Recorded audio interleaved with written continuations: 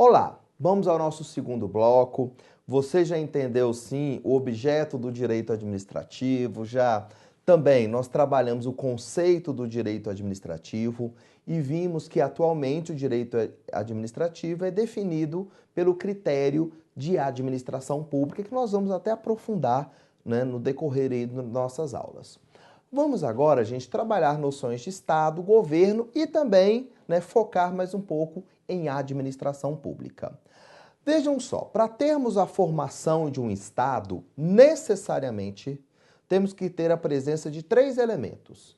O elemento povo, o elemento governo soberano e o elemento território.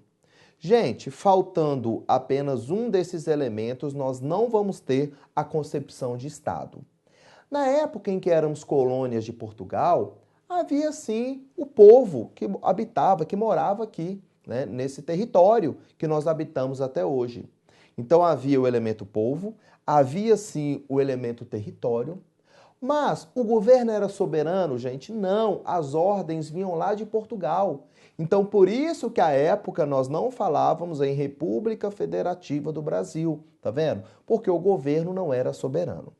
Vamos aqui à nossa tela, gente. Então, falamos aqui noções de Estado, lembrando, né, dos elementos do Estado. Povo, conjunto de nacionais. Gente, ó, povo é diferente de população, tá bom? De população.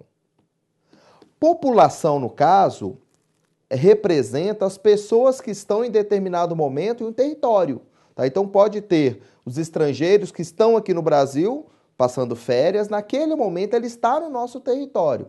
Mas o que interessa é o elemento povo, que é o conjunto de nacionais, hein, gente? Território, que é a base física, lembrando também o solo, subsolo, o espaço aéreo e também o mar territorial. E, por fim, governo soberano, que é o elemento condutor do Estado. Então, você tem que lembrar, sim, em sua prova, dos elementos que compõem, no caso, o Estado. Gente, quando nós falamos em Estado, temos que falar também da forma desse Estado. Aí nós vamos ter a federação e o Estado unitário. O Brasil é uma república federativa, então adotamos a forma de federação. Temos um poder central, que é a União, mas temos também outros poderes, né? No caso, outras entidades políticas que vão fazer parte, no caso da União, que lembrando, a União que forma o poder central, mas os estados e também os municípios possuem sim autonomia administrativa, autonomia financeira, ok? Aí vamos anotar aqui então, forma de Estado, nós temos duas formas, vamos ter aqui a federação, e de outro lado, nós vamos ter aqui o Estado unitário. O Estado unitário, como o próprio nome diz, olha aqui, é formado por único Estado. Exemplo, Uruguai. Tá? Uruguai, país vizinho nosso aqui, é um Estado unitário. Nós temos um único poder central, enquanto na federação, olha aqui, nós vamos ter o quê? Poderes diversos e esses, né, entes, no caso, vão possuir autonomia política, autonomia política, autonomia administrativa e também autonomia financeira, que no caso são as pessoas políticas. Agora, gente, a soberania, essa sim é transferida para União, ok? Interessante, tá? Que a proibição de secessão é cláusula pétrea. O que é a proibição de secessão? A proibição de divisão, tá bom? De divisão. Então, não pode haver divisão aqui, né, no nosso Estado da forma federativa. Olha o artigo 60, parágrafo 4º da Constituição Federal. não será objeto de deliberação a proposta de emenda tentando abolir, olha o detalhe, a forma federativa de Estado, viu? Então lembre, né, que o Estado em que habitamos, ele é representado, no caso, por uma federação. Ok, gente, vamos continuando. Agora, uma questão, né, logo falando aí sobre a federação. Embora a federação seja um dos princípios fundamentais da Constituição Federal, ótimo, nada impede que o direito de secessão seja introduzido no ordenamento jurídico brasileiro por meio de emenda constitucional. Gente, a própria Constituição, em seu texto, já proíbe a secessão, a divisão. Né? Não pode, no caso, ter, né, a divisão de aqui da nossa federação. Imagina, né? Vamos considerar que o estado de São Paulo vai se tornar um novo estado. Isso pode acontecer? Negativo, de maneira alguma. E ainda, olha como a Constituição foi preocupada em relação a esse tema. Proíbe, sim, qualquer emenda constitucional, qualquer inovação no texto constitucional que trate dessa matéria, que autorize, no caso, a secessão dos estados aqui na nossa federação, viu? Então, gabarito errado para essa questão, não pode haver separação. Gente, vamos falar sobre administração pública. Vejam só, a administração pública é o conjunto de órgãos, entidades e agentes estatais no exercício da função administrativa. Olha o detalhe, independentemente do poder, né, a que pertençam. Então, gente, a administração pública representa a materialização da pessoa jurídica. Então, nós vamos ter, por exemplo, o Distrito Federal, que é o local onde gravamos nossas aulas. Então, nós vamos ter a pessoa jurídica de direito público interno, que é o Distrito Federal, e o Distrito Federal possui a sua administração pública. A administração pública representa a materialização do Distrito Federal. O Distrito Federal é uma pessoa abstrata. Tem como eu, Rodrigo, dizer assim, gente, amanhã eu vou lá no Distrito Federal. Ou você ir no seu estado, por exemplo, amanhã eu vou lá no estado de São Paulo, tá? Tem como você falar isso daí? Vejam só, gente, você pode falar assim, amanhã eu vou na Secretaria de Educação, tudo bem. Amanhã eu vou lá na Secretaria de Segurança Pública, tá vendo? O Estado, ele é uma pessoa abstrata que vai se tornar, né, presente na vida das pessoas, ou seja, que vai se materializar através de sua administração pública. E no direito administrativo, nós estudamos a administração pública em sentido estrito em duas situações, que no caso é muito comum, né, a doutrina trabalhar a administração pública em dois sentidos. Aí vamos ter o sentido subjetivo e o sentido objetivo da administração pública. Sentido subjetivo da administração é representado pelos órgãos, pelas entidades e pelos agentes públicos, ou seja, você que está assistindo aqui a nossa aula. Mas também, gente, nós temos a atividade desempenhada pelos diversos agentes públicos. Então, quando nós falamos em administração pública, ela é representada por um conjunto de sujeitos. Quais são os sujeitos que compõem a administração? Vamos lá, os órgãos públicos, as entidades e também os agentes públicos. Então, um conjunto de sujeitos que praticam atividades administrativas. Essa atividade administrativa pode ser dentro do poder legislativo, dentro do poder judiciário, sem problema algum, e de maneira típica, né, no poder executivo, viu? Então, voltando aqui, o que é a administração pública para o direito administrativo? No sentido de administrar, hein, turma? Ó, é o conjunto de órgãos, entidades, lá na sua prova pode vir como pessoas jurídicas, e agentes estatais, agentes públicos, tá vendo? Você, por exemplo, que vai ser um agente público com certeza, no exercício da função administrativa do Estado, independentemente do poder a que pertençam. Beleza. Agora vamos falar de governo. Olha aqui, gente, governo é a cúpula diretiva do Estado, é a direção do Estado, é o comando do Estado.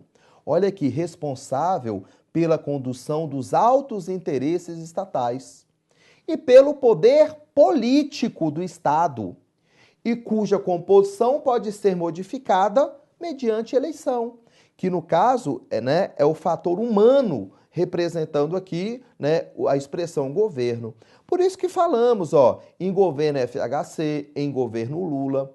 O que eu quero que você lembre na sua prova? Que a administração pública é diferente de governo. Governo, tá bom? Vai retratar, no caso, os planos do Estado, as metas do Estado, aquela administração superior. E esse governo, em relação ao seu condutor, ele vai mudar sim, né, em algumas situações. Após a eleição, nós vamos ter ali a mudança daquele governo, da pessoa física que compõe o governo. Então, o governo representa, no caso, o planejamento do Estado e a administração pública representa a execução do planejamento do Estado, ok? Gente, e nós vamos ter também o que chamamos de forma de governo. Vamos aqui ao nosso quadro. Forma de governo, vamos ter a república, e, de outro lado, vamos ter aqui a monarquia. Gente, característica da república, olha aqui, eletividade e também temporariedade, vou anotar aqui,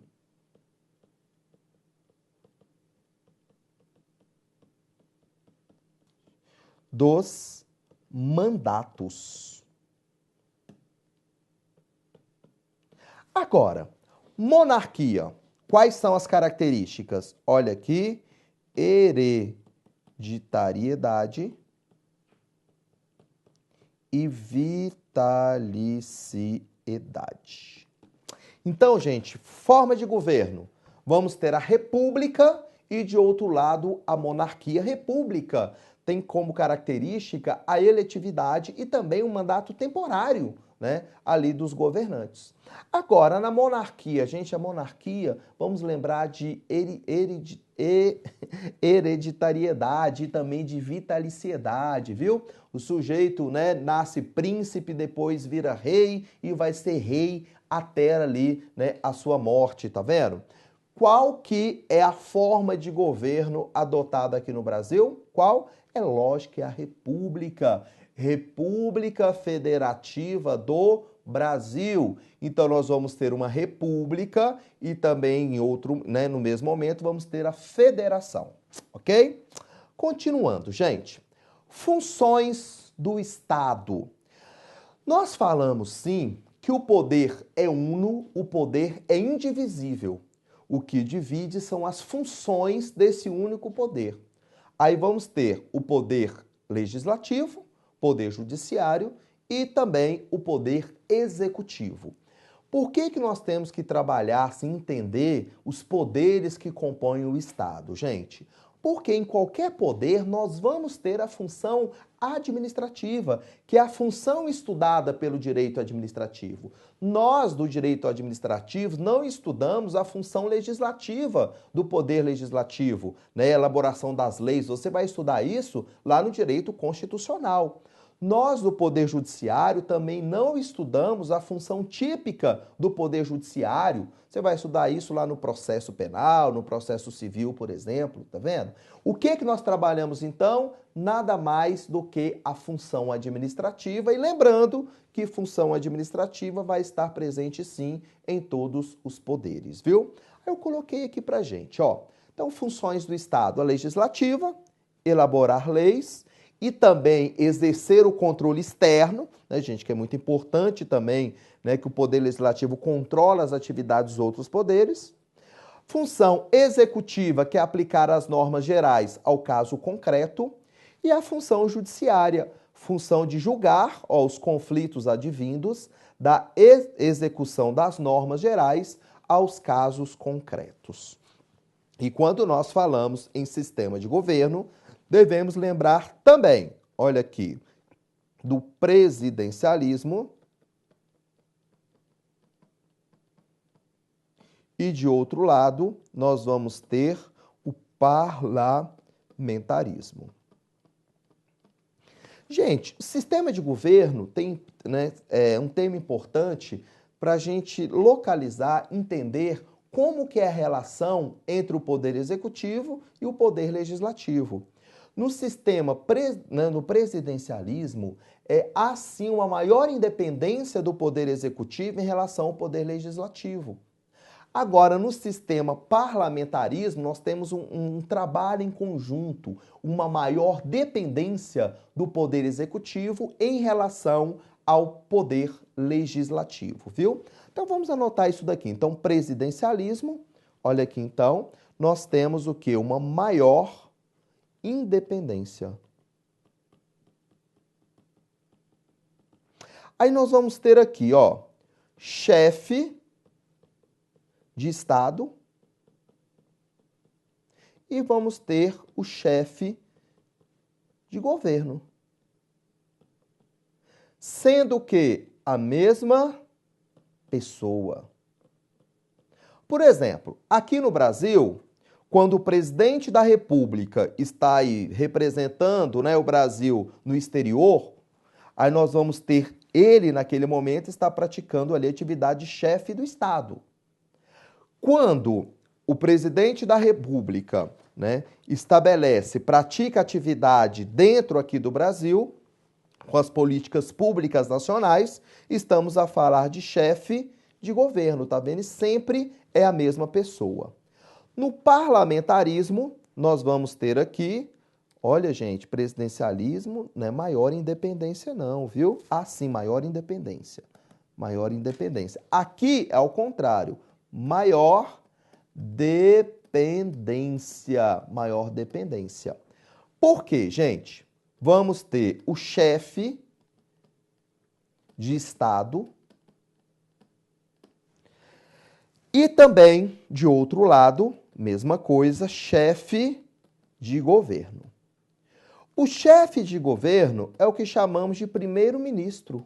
Tá vendo? O primeiro-ministro é escolhido pelo parlamento.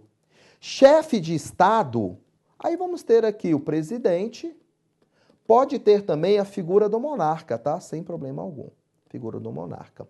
Tem que ter uma relação, sim, de consenso entre o poder legislativo e o poder executivo, porque senão, gente, o poder legislativo desconstitui o chefe de governo, no caso o primeiro-ministro, tá vendo? Então veja só como o poder executivo fica ali, né, com a maior dependência em relação ao poder legislativo, viu? Então o Brasil adota qual sistema de governo, gente? Qual?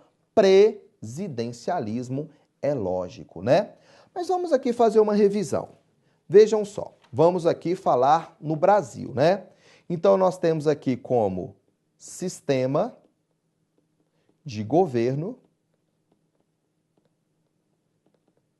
o presidencialismo,